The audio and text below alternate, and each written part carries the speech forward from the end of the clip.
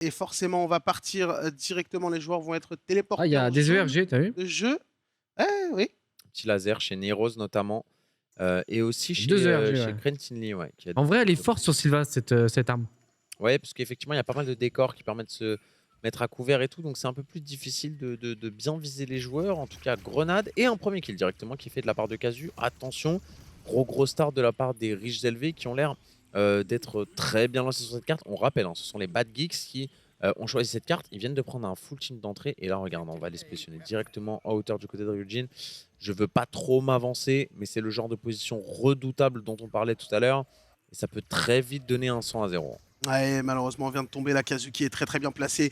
C'est Katilny qui va tomber sous les balles de Casu. Et là, j'ai l'impression que ça va être compliqué. Comme tu l'as dit, cette position, ce top avec ce semi-head glitch qui est quasiment inatteignable. Vous le voyez, de l'autre côté, c'est Batou qui essaye de faire son possible pour prendre une ligne intéressante sur Casu. Et pour le moment, ça continue. Ça continue tout doucement de glaner des points. Du côté des Lillois, les Rigel qui passent la barre des 20% capturés. Batou qui va tomber. Le bon switch de la part de Casu qui est déjà en 5-0. Pour le moment, personne n'est mort. Du côté d'Erich Gelvé, ça risque d'être compliqué pour les Bad Geeks. Ouais, qui dit que personne n'est mort, dit que forcément personne n'a fait kill du côté des Bad Geeks. Alors là, le gros souci, c'est que j'ai l'impression qu'on a quand même un petit peu de mal à s'attendre. Là, l'idée, c'est de pouvoir synchroniser différentes grenades qu'on essaie d'envoyer sur les tops pour déloger les joueurs qui, justement, empêchent de sortir du spawn. Et ensuite, vraiment de sortir de manière collective. Parce que, comme l'a dit notre ami juste avant Wire, qui était en interview, quand on meurt en décalé sur ce jeu, c'est peut-être ce qui peut coûter le plus cher. Et là, c'est exactement ce qui se passe depuis tout à l'heure. Moi, je l'ai dit très vite, vu le positionnement, vu le full team d'entrée. Ça sent très vite le 100-0 et là malheureusement les Bad Geeks voient cette game, ne voient pas vraiment cette game passer au final, j'ai envie de dire. Ça tourne un peu au Là, on voit cauchemar. que les Bad Geeks sont à Lille. On les voit IRL. Ouais, Ils exactement. sont montés à Dans leur Lille. arène. Là, du coup, ça joue dans la même arène. Et oui, et c'est ça. Là, regardez, en bas, vous les voyez justement dans leur spawn. Et le truc, c'est que on sort pas. On sort pas du spawn, tout simplement. Et du coup, ça y est, enfin, on a réussi à faire un kill à la grenade. C'est un petit peu l'idée, justement, de pouvoir envoyer ces nades. Mais là, Casu Ils sont à très Lyon. plaisamment. Et j'ai hâte de voir. J'ai hâte de voir ce que Casu va donner. Parce que même si, certes, là, effectivement, il est dans une position qui n'est pas super dure à jouer, il a l'air de bien connaître sa map, de bien connaître son arme, de savoir exactement comment et à quel moment il va tuer ses adversaires. Il a l'air surtout très précis, même si bon, c'est pas le boulot le plus dur du monde quand tu as juste une ligne à garder, on va pas se mentir. Mais en tout cas, il le fait très bien ce travail-là. Et pour le coup, eux, les Bad Geeks, ont du mal à briller dans cette carte, clairement. Ouais, c'est compliqué alors qu'on accueille Crétine Lee, je crois, en premier agent spécial 007. Il va être Eh ouais. suivi de Neros et dans pas longtemps. Sans doute, c'est compliqué. Batou qui va essayer, pourquoi pas, de trouver une ligne. On essaye de s'en sortir, les grenades qui fusent, mais pour le moment, il n'en est rien. Casu qui est extrêmement patient, qui va pas grid du tout. Il sait que de toute façon, le point est en train d'être capturé par ses coéquipiers et qu'il n'y a pas le feu au lac. Et encore une fois, on va venir sécuriser son 12e et peut-être 13e kill. Non, pour le moment, on s'arrêtera à 12. On va décider de descendre juste pour le flex, juste pour se permettre. Non, finalement, on se retourne. On sent peut-être Batou qui va se décaler. Ça fera 100-0, mon cher Pyro. Comme tu l'avais prédit et assez tôt dans cette map. En fait, il ouvre le téléporteur juste pour, tu sais, créer un petit genre de délai, ce qui fait qu'en fait, quand il ouvre le téléporteur, lui, de son côté, le gars qui est en bas ne peut pas l'ouvrir pour monter immédiatement. Et du coup, Ok, c'est pour donc ça c'est une qu'à chaque façon fois... de fermer un petit peu les Voilà, portes. exactement. Ok. Et du coup, on le voit, ça marche très bien. Alors, c'est pas pour trash, mais c'est vrai que les Bad Geeks avaient déjà du mal à arriver en bas du téléporteur, malheureusement. Et voilà, C'est dommage parce que c'est leur coincé. Au moins, c'était Après, l'exemple parfait de ce dont on a parlé. moi, je suis un peu triste pour les Bad Geeks parce que déjà, c'est courageux quand même de se lancer dans une Coupe de France alors qu'ils n'ont pas le terrain d'entraînement Oui. optimal. Est-ce que tu pour peux juste performer. expliquer un petit peu ça? Parce que c'est vrai que dans l'e-sport, globalement, on va dire que tout le monde un peu part avec les mêmes armes en général. Exactement. Est-ce que tu peux expliquer pourquoi, du coup, les joueurs de Bourgoin partent avec un Ouais, léger désavantage sur le papier? En fait, c'est historique. Quand on a créé Eva, au début, tu sais, tu démarres un projet, donc tu n'es pas forcément ultra serein. Et quand tu as quelqu'un qui te dit qu'il veut créer une arène Eva, tu dis oui, en général. Logique. Et on s'est retrouvé avec quelques salles du coup historiques qui n'ont pas ce standard de 30 par 15 mètres. Donc avec du coup des level design de map qu'on a dû réadapter aux dimensions de la salle. En l'occurrence, Bourgoin, je crois que ça fait 40 x 10, tu vois. Donc c'est vraiment très différent. On a une map qui est finalement assez différente, plus en couloir. Et donc, quand tu n'as pas le même level design, en fait, quand tu arrives sur une map que pour le coup, Lille tryhard en standard, c'est sûr que ça fait une énorme diff. Ça, c'est vraiment Maintenant, on n'ouvre que des standards. Tu vois, on ne fait plus du tout d'ouverture de non-standard pour justement permettre le compétitif à des bons niveaux et surtout permettre aux joueurs de s'entraîner. Maintenant, moi, je suis triste évidemment pour eux parce que j'aurais quand même voulu que c'était un petit ranguin pendant la game. Mais honnêtement, je suis d'un côté aussi un peu content dans le sens où ça prouve bien aussi qu'on est sur un jeu e-sport et compétitif et on n'est pas sur du random. Et tu vois, là, on voit que c'était one way. Là, c'était. Ouais. Ah là, il y a pas eu de place au doute. On a essayé, on a tenté 2-3 choses, mais Non. c'est vrai que on était bien en place du côté de nos amis lillois. Allez, on est parti pour la deuxième carte, les amis. Artefact, qui sera donc une map choisie 7 fois. Et malheureusement, j'ai envie de dire, non pas par Elle est dure en plus, mais par les Lillois, map pas facile. Et en plus, forcément, là, on risque d'avoir effectivement un match un petit peu moins long que le précédent parce que, on l'a bien compris, mais il y a un petit désavantage. Alors après, respect, j'ai envie de dire aussi aux joueurs de Bourgoin qui ils savent, hein, évidemment, quand ils se lancent dans cette Coupe de France, les amis, ils l'ont pas appris au début de la map sur Silva qu'ils avaient ce petit désavantage-là. Ils ont décidé de tenter l'aventure et la compétition tout de même malgré ça. Et rien que pour ça, ça mérite les honneurs. En tout cas, on espère qu'ils vont réussir à aller faire quand même quelques kills et surtout à aller, je sais pas, bousculer un petit peu cette équipe sur une carte. En tout cas, voilà, c'est pas impossible. Malheureusement, on est mort directement là du côté de Crétigny avec cette grenade envoyée par Casu. Et voilà, on a réussi à prendre un petit trade.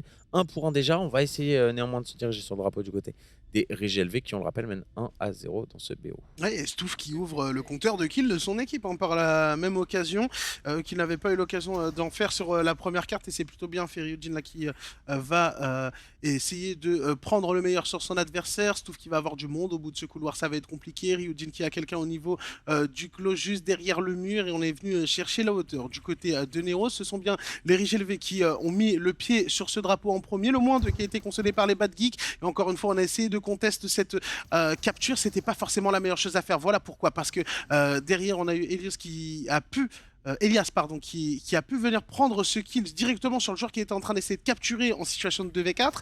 Derrière, on a le -2 qui a été suivi, donc on a un espèce de full en décalé. Et comme tu disais, Pyro, tout à l'heure, c'est compliqué après de s'attendre et de pouvoir relancer une offensive tous ensemble. Attention à ne pas retomber dans ce piège.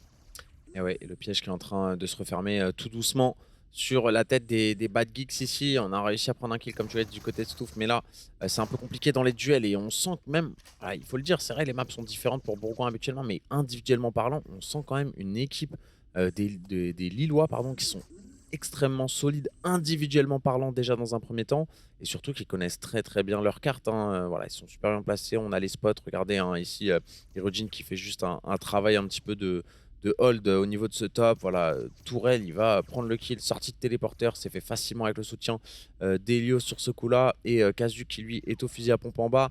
Voilà, là Ryujin, il a l'information, il a vu qu'un joueur est respawn, la grenade qui est envoyée, on va back tranquillement, on va laisser probablement le teammate prendre le relais. Batou lui qui essaie de progresser et il devrait a priori réussir à prendre ce premier kill. Il est malheureusement challenge par les 2 joueurs adverses.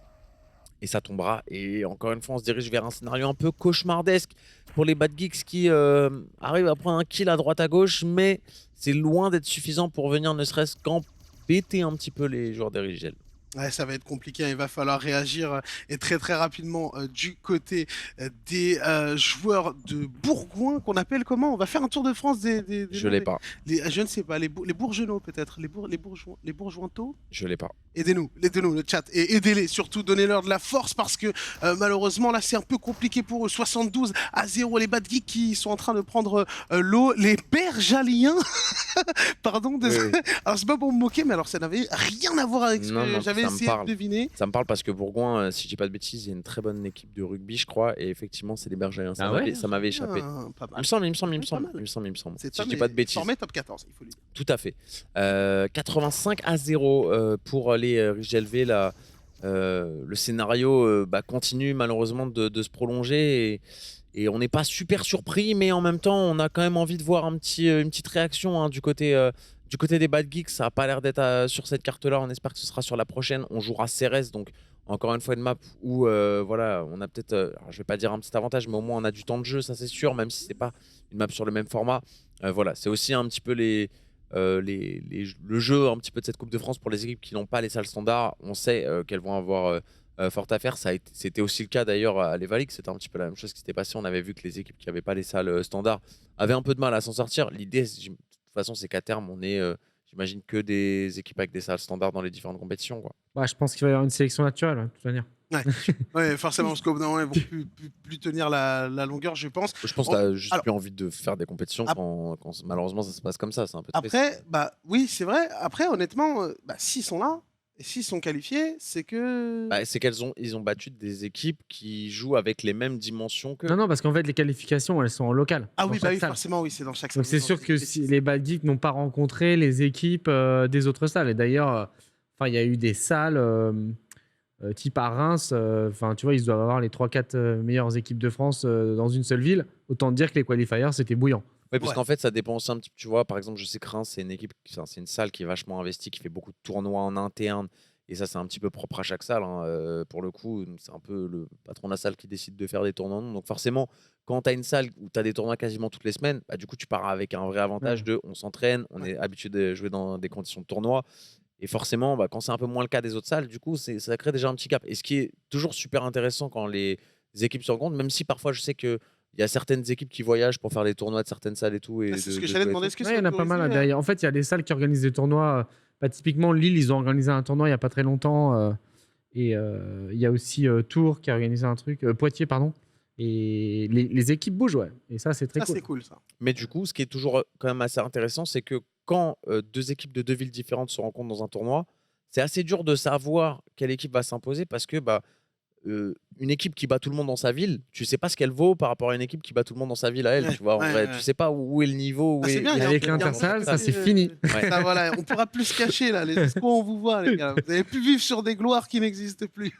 Ouais, non, mais après, c'est pour ça qu'on va avoir aussi un deuxième circuit compétitif l'année prochaine où justement, voilà, ce sera les X meilleures équipes, quelle que soit leur provenance de ville, qui vont finalement pouvoir s'affronter en match aller-retour. Et donc ça va être intéressant également.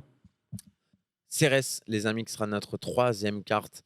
Voilà. Et dernière oui, hein, je pense. On va pas se voiler la face. On va pas faire semblant. On espère au moins qu'il n'y aura pas un 100-0. Vous voulez que je demande aux devs d'activer les cheat codes Mettez 7 grenades par joueur dans l'équipe. Non, avec tout le respect, bien évidemment. Mais c'est vrai que ça semble compliqué. Puis même mentalement, même s'ils sont prêts, par exemple, sur une map comme Cérès.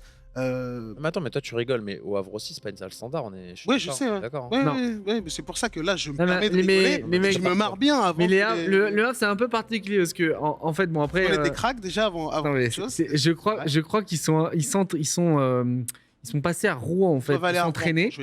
Mais en fait avec la Coupe de France, comme ils savaient que les qualifiers du Havre ça allait être un peu tranquillo. Ils sont revenus au Havre pour juste la Coupe de France. Ok.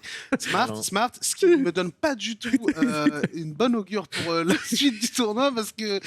Mais voilà, mais au moins ils sont là. Non, mais franchement, ils ont joué la strat, on peut rien leur reprocher. GG à eux, éviter de prendre 3-0, 100-0, sans leur place. J'aurais fait pareil à leur place. Bien évidemment, tout le monde. Mais voilà, ça va être dur après, c'est sûr, contre les équipes qui sont habituées à avoir ces maps-là. Et tout de suite, Casur qui va prendre d'assaut ce couloir droit et envoyer sa grenade, essayer d'aller prendre les premiers duels. Et oui, premier duel remporté par Neros. Bon travail de sa part, 1 pour 1. Est-ce que tout de suite on va réussir à prendre un ascendant dans le premier fight? C'est aussi malheureusement un petit peu comme ça que ça se passe sur toutes les cartes depuis tout à l'heure. Et même si on n'a pas trop l'occasion de voir les Bad Geeks à l'œuvre, mais pas uniquement par cette différence de map, aussi parce que le premier fight dans une game d'After H, il est toujours très important.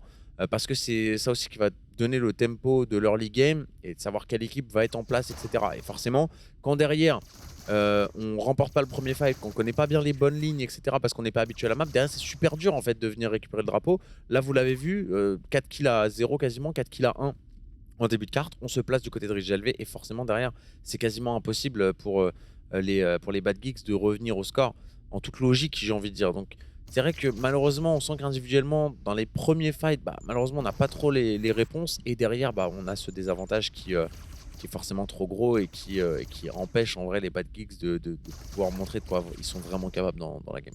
C'est compliqué. Et encore une fois, ce très bon start a été fait par les RGLV qui vont essayer voilà, d'acculer totalement leurs adversaires dans le spawn. Alors là, Neros, il fait une chose très intéressante, c'est qu'il attend ses coéquipiers pour spawn, mais le problème, c'est qu'il prend la décale à la seconde d'avant le respawn de Batou, ce qui fait qu'on a encore cette rotation de morts qu'on disait tout à l'heure, dont on parlait, pardon, Pyro, avec les morts en décalé. Cette fois-ci, c'est Stouff qui se retrouve tout seul. Stouff, faut absolument qu'il temporise, qu'il attende tous ses adversaires, parce que malheureusement, il reprend une ligne avant même que ça respawn, bah derrière, c'est l'hécatombe. Mais encore une fois, Stouff qui est toujours tout seul. Les joueurs de l'équipe des Bad Geeks qui sont en train vraiment de couler là sous le véritable raz-de-marée. Rigelv, les Lillois qui sont menés par un Ryujin et un Elias des grands soirs. Kazoo lui aussi fait le café. Salvac derrière, voilà, qui enchaîne tranquillement. On essaye de mettre un petit peu l'eau les adversaires pour aider ses coéquipiers. Et on est rendu à 60-0 pour le moment. Sacha, c'est compliqué. On aimerait bien quand même voir les Bad Geeks aller mettre un petit pourcent dans cette game. Ouais, clairement, hein, mais bon, on va pas se mentir, ça m'a l'air encore une fois très très compromis. 66-0, voilà, il reste déjà pas énormément de temps. On essaye, mine de rien, tu vois, d'envoyer des petites grenades. On a vu que bah, voilà, Stouff a joué intelligemment, il a essayé de gagner du temps, il a essayé de pas mourir. En jouant un petit peu avec le décor, on voit que ça se déplace plutôt bien, mais malheureusement, voilà, il y a quand même un gros gap entre ces deux équipes. Kazoo qui, moi, sur la première carte, m'a vraiment impressionné. Parce que ça avait l'air facile, mais il faut quand même avoir l'arme dans les mains, il faut avoir le casque sur la tête Ah, pour c'est pas aussi si comprendre facile, comment hein. ça se passe, voilà On n'est pas exactement. sur Et Call of Duty. c'est pas si facile ça, là, on n'a pas une manette dans les mains, on n'a pas un clavier, une souris, là on tient une arme. Call of, et c'est pas facile non plus.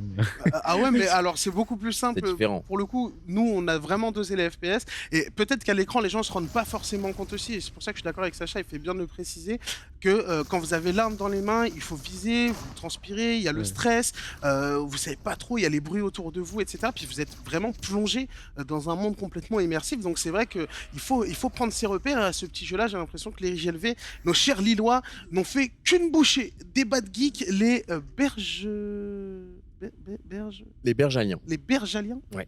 Les Bergaliens, malheureusement, qui s'inclinent à nouveau 100-0 dans Bergaliens. cette troisième carte.